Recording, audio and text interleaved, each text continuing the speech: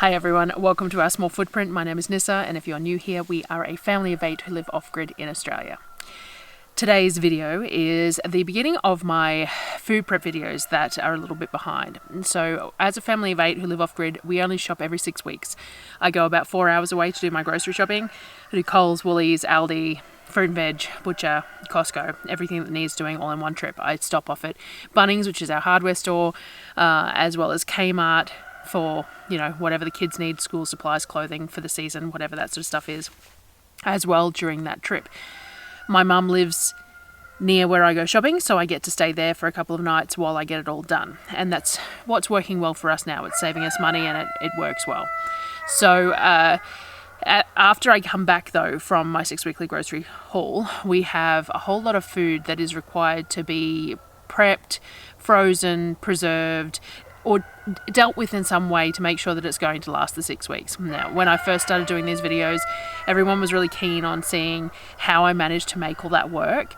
So I started doing daily videos after the grocery haul of just what was happening every day. Now, last month I tried doing them every couple of days and condensing a couple of days at a time, and that worked really well. So that's what I'm doing again this month. However, I'm a little bit late.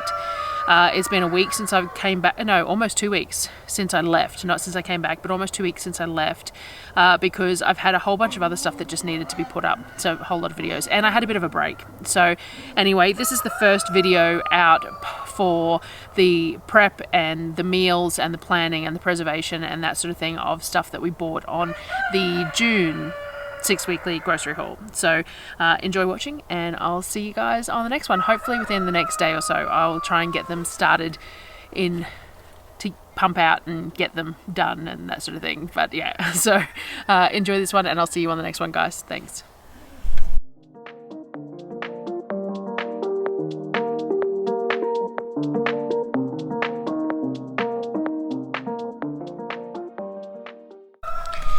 Now, sometimes at the beginning of the month, it's kind of hard because there's so many choices and so many things that need to be used. So I do try and take the Saturday and the Sunday off filming. So I get back on the Friday night, and then over the Saturday, Sunday, I release the videos of the actual shopping and planning, and then the actual haul. And I try not to film too much on those days other than that, because, as I said, it's sort of winding down, but also there's a lot of choice right at the beginning of stuff that needs to be used straight away and things like that. It's one of the flaws of a 6-week grocery haul, to be honest, in that you have a glut at the beginning of the month of fresh and high-end type food, and then at the end of the 6-week period you still have good food. Don't get me wrong, we eat well for the whole 6 weeks, but you move into the stuff that you've preserved earlier in the month, or frozen vegetables, or less diverse meat choices and things like that. So right at the beginning of the month, that glut is great, but it's also got its own flaws, because you have to use some of this stuff because there is no way of preserving some of it, or no way of preserving it that I would choose, and so you want to get it used, but then you've got multiple things that need to be used. So you sit there and you go, well, I really want this, but this needs to be used, and then I've got to cook that tomorrow night because that needs to be used, and things like that. So there is a few flaws in it. But on those days I didn't do much filming, but we did have the steak. So I bought some clearance rib fillet steak. We all had steak and veggies for dinner one night, and a green chicken curry another night, which I didn't film, using lots of fresh zucchini and broccoli and all that sort of thing in both of those dishes to use up some of those veggies that need using straight away.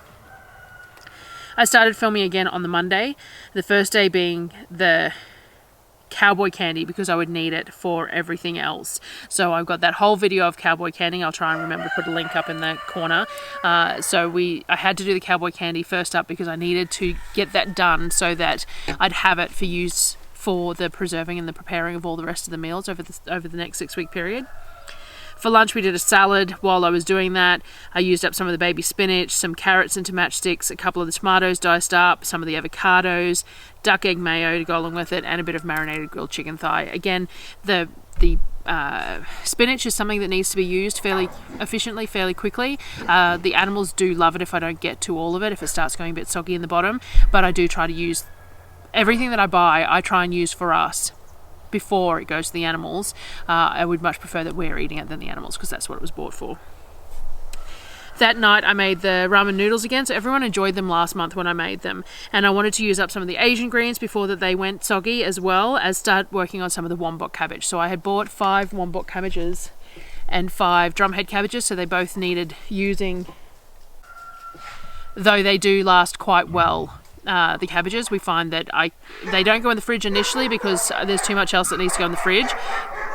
But once we clear out some of that stuff that needs to go in the fridge initially and gets preserved and things like that, we move the cabbages into the fridge, and they last pretty much all month in the fridge. You lose a few more extra leaves from the outside the later in the month it gets, but they will last pretty much that whole month. Which is fantastic because fresh cabbage can be used in so many different ways. Stir fries, breakfasts. I really love the Japanese pancakes, all that sort of thing. And it gives us those fresh, crunchy greens throughout that period of time. So I used some of the wombok cabbage, as I said. I tried the same variation of the pick up limes recipe that I used last time with the miso, the nut butter, coconut cream, chili bean paste. I love the flavors, but I also like the creaminess of the recipe. So I just did the same one again. I do have to experiment with a few different flavors, but we liked it the first time, so I decided to make it again. I didn't have any stock, so I tried the new Vegeta, whatever it's called. I haven't said it out loud, I don't think. The new stock powder that I bought from Costco in some warm water in place of the stock as well. I cooked off some spring onions and garlic and a bit of ghee, gradually adding in about half of the cabbage to cook off and soften. Then I added the stock and the miso paste as well. I'd probably kick the salt up a bit using the Vegeta, whatever it's called. It definitely isn't as salty as my homemade stock paste, but other than that, the flavour was good. I sliced up some chicken and marinated it in the end of the hoisin sauce that I had in the fridge, just to add some colour and a bit more flavour to the ramen later. Cooked it off in the cast iron pan while getting the broth going. Once the broth was boiling, I added in the Asian greens and the rest of the cabbage to wilt. I like adding the cabbage in different times so it has different textures. So that first lot of cabbage went in the pan dry and got sort of almost charred and softened and cooked up, but this cabbage will have no colour to it, and it'll be crunchier because it won't have cooked for as long. I cooked the ramen noodles, which were the dry Jun Pt1 ones that I had purchased from Coles in boiling water. It says about 4 minutes on the package, so that's what I cooked it for. Put some noodles in the bowls and then spooned the broth and the veg over the top, topping with some of the grilled chicken as well. Everyone really enjoyed it again. Everyone wolfed it down. The leftovers taste really nice too. That's definitely a meal that's going to be on more constant rotation. I am going to experiment a bit with the flavour of the broth, but we do enjoy that one. For breakfast the next day, we're still working on getting through the veg. This is one of the most important things currently, is making sure that the vegetables and the meat are processed or preserved as needs be to make sure that they get used appropriately. They're the things that will go bad first up.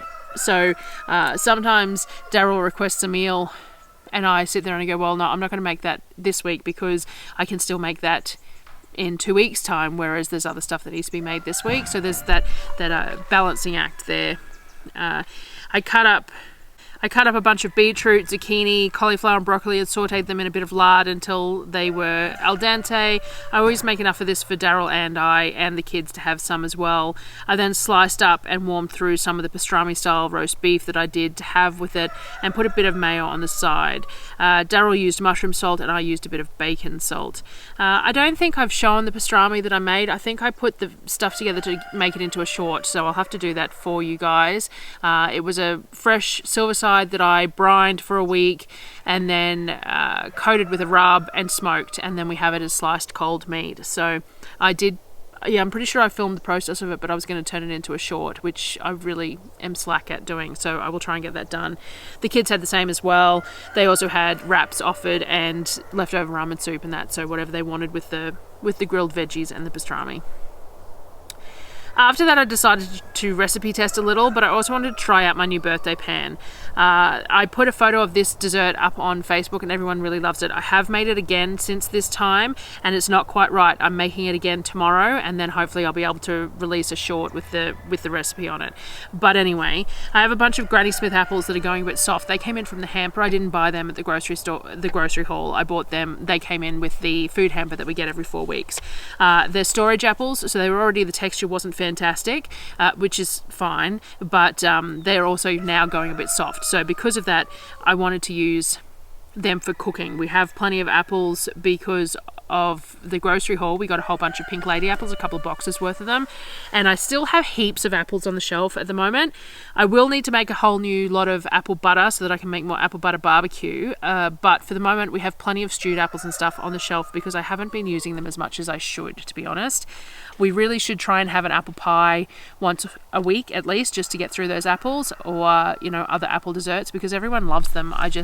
We don't eat a whole lot of dessert, to be honest. So yeah, but anyway, so I wanted to do a self-saucing pudding kind of a thing, but with apple was the plans.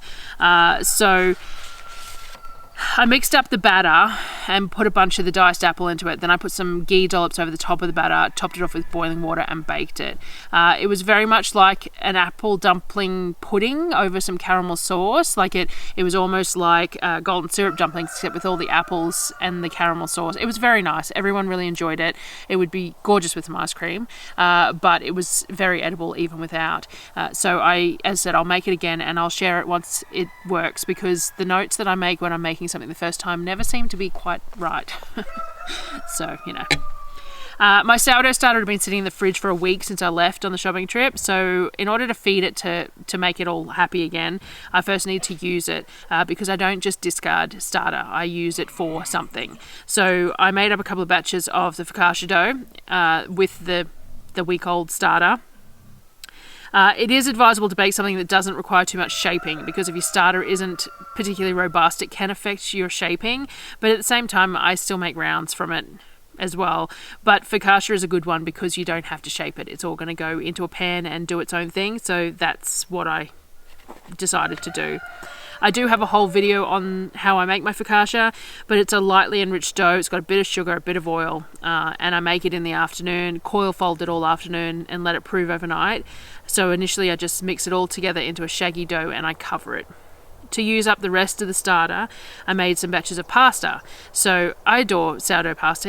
The texture of it is just so worthwhile going to the effort.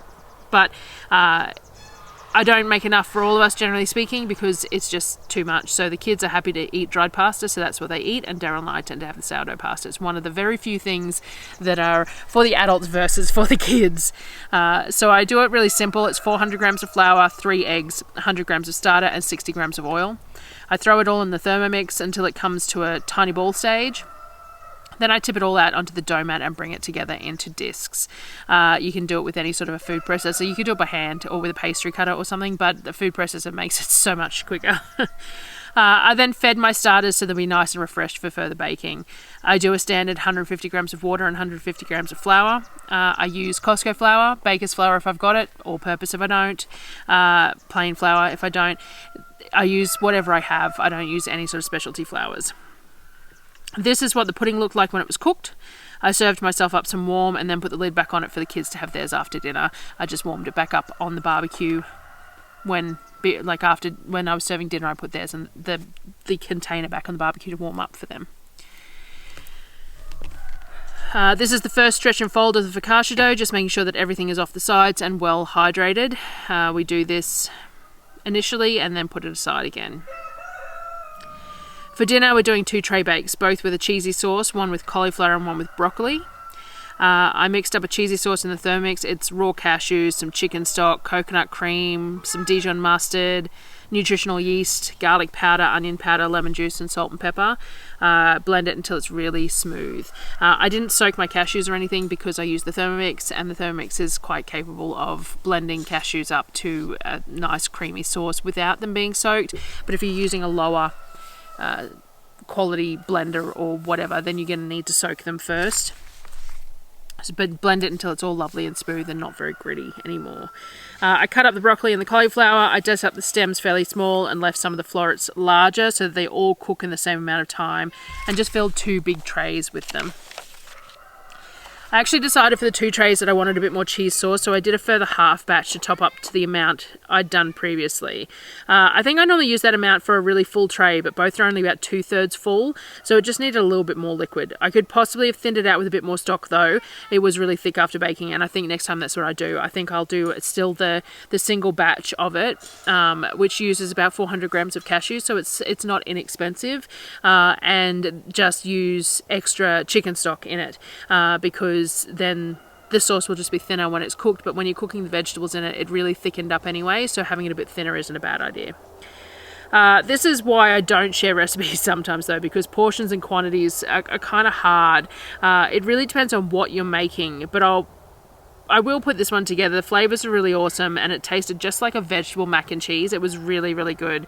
The ratios were a little off though, so I will put it together for you in a recipe because it was really, really good. And I've been asked a few times about my cashew cheeses and things like that, but again, I normally just throw stuff in and make it work. I did take record of what I was doing here, and it did work out really well as a vegetable bake and was really good flavor. Even for me who still has cheese, I ate this one because I wasn't making anything with cheese, and it was very tasty in that I didn't really miss having the cheese in it, so that was really good. For the topping, I didn't have any seasoned breadcrumbs in the freezer, but I did have the bits left over from rendering the lard. So when you render lard, you end up with the little bits of fat that cook off into little crispy bits that float to the top at the end. I kept them all and put them in the freezer. The dogs have had some as treats. The chickens have had some as treats as well. But because I didn't have the seasoned breadcrumbs, I decided that I would use these. I have discovered that they're quite nice in the flour that you use for dredging chicken and stuff too. So they work in a lot of ways, and I've just got them in a bag in the freezer, and I just pull them out when I'm ready to use them. So all I did was grind it up. Now my Thermomix bowl was dirty, and Kavik wanted to help, so we just put some chunks into the TriBest personal blender, hoping to blend them to more of a powder, but unfortunately it was all a bit too much for the TriBest to handle. I hadn't wanted to use the Thermomix because the bowl was dirty, and this one had the cheese sauce in it, but I decided that it'd be fine, so it could deal with some gluggy type crumbs. So we moved it all to the Thermomix and blended it up into a crumb dust to put over the bakes. Kavik was stealing cashews in the background too there, if you caught that. I don't know why though, because raw cashews aren't exactly tasty as a snack. Normally I would roast and salt them if they wanted to eat them as a snack, but you know, each to their own. I got those in the oven and did the first lot of coil folds for the focaccia dough and got that covered back up. Focaccia is one of the doughs that I'm a little bit more hands-on with. It just is a worthwhile to do it. I am going to try coil folding on some of my rounds and stuff too though, because I would like to see if it makes a difference on my shaping, because normally I'm a bit lax with the actual stretch and folds and things with that, and it still works fine, but I wouldn't mind giving it a go, so I'm going to give that a go. I need to buy myself a couple of new bannetons. I only have round ones, and I'd really like to make some batards, so I'm going to buy myself those. But anyway, off topic. So coil fold, got that covered back up. I'm also in the process of making myself some bowl covers. I did make myself some beeswax covers, but they don't work for me because of our environment. Beeswax is inherently slightly tacky, and for us that meant it got covered in dust and dirt all the time. Cleaning them too often means that the beeswax doesn't work anymore, and then we had issues with mold, even though you shouldn't because of the beeswax. Anyway, it wasn't working, so I've been using shower caps and the compostable Glad Wrap. I'm not a huge fan of the compostable Glad Wrap. It just doesn't stick to the bowls very well, and it seems to tear on the rolls. I'm not overly impressed with it, so I tend to use shower caps, but the problem is that they go missing because this is my house and everything goes missing. So I bought myself some food grade PUR backed cotton, and I have some elastic, and I'm going to sew myself up some food covers, and I thought I might at some point get some custom fabric done up with my squirrels and things like that, and I can offer them for sale as well. It's such a simple thing to sew up and nothing for me to do. It was just a matter of getting my sewing space set up, which we bought the new cabinets and stuff for, so we're well on the way for that. And I need to make them for me because I really need some covers for not only for these pottery bowls that I make the dough in, but then I transfer the focaccia into the large rectangular cast iron ones for baking, and nothing fits them. So I'm going to make some rounded edge rectangular ones for those containers so that I've got that for proofing the actual focaccia in, and bread rolls and pizza doughs and all sorts of things for that. So that's the plan anyway. I will keep you updated with that as I do them along. I'm sure I'll share them as I get to that. I cut up a bunch of the chicken thighs. We need to get a bunch of these processed anyway, so while the bakes were cooking, I sliced up a tray and a half and marinated them well, using the cowboy candy syrup, some salt, some smoked paprika, pepper, a bit of olive oil. Then I cooked some off in the cast iron pan and put the rest in the fridge for the next day. I like to cook my meat off, marinate it and cook it, and then freeze it cooked. I do not like to freeze it raw if I can avoid it, because I find it so much more useful to have it cooked in the freezer, and then you just pull it out and it's defrosted for the next day to use however you want. We had a really simple dinner. We just served up a scoop of each of the vegetable bakes and a handful of chicken over the top. The kids, of course, had the apple pudding for dessert as well, and currently we're having hot chocolates made from the hot chocolate powder that I did myself, the coconut milk powder, hot chocolate powder, every night while it's cold. We got some marshmallows in the hampers and things like that, and I've been making marshmallows as well when I get around to it, and I'm sure that'll come up in one of these videos. I gave the focaccia dough another coil fold after dinner, was cleaned up, and then went off for baths and that sort of thing, and let it sit a bit longer. So I let it sit until I'm ready for bed, and then before bed I come out, I do one last coil fold and into a very well oiled tray for the final proofing. I put them inside where it's warmer for that final overnight proof, covered in some of the compostable cling wrap. Again, need to make these covers because this cling wrap is just a little bit not great. So once I have the covers, I'll be able to use those, which will be really good. So they come inside and they proof overnight. So that was the first couple of days of food prep, preservation, and meals and stuff after the 6-week grocery haul. Now, this morning I went, so we're in the future now. This morning I went through my footage and realised that the footage for the next day, so this ends on the 20th, and the footage for the next day for the 21st, I forgot to back up off the SD card, and then I have deleted off the SD card to make room for newer days, which is really, really frustrating. So I'm missing some footage from the 21st. I'm going to have to figure out what's missing and let you know what I got done on the next video, and then it'll be the next couple of days from that point forward. So it's all just going to be in chronological order, a couple of days at a time, but that 21st is missing a little bit, which is just a bit frustrating because everything sort of rolls onto one. So I do know that I'm missing the cutting up of the focaccia the next morning and things like, and the baking and the dimpling and things like that, which is sad. Probably have photos of the actual bake though, which is fine, I'll share them, but yeah, anyway. So that was the first couple of days. I will see you in the next few days. I will keep on putting these videos up with the food prep and then anything that I do project wise in between, because everyone seems to like those single project videos as well. I do find them harder at times to do, but they're more of a later in the month thing. So all the preserving and stuff that I do now, I don't necessarily do full videos on it because it's too much work.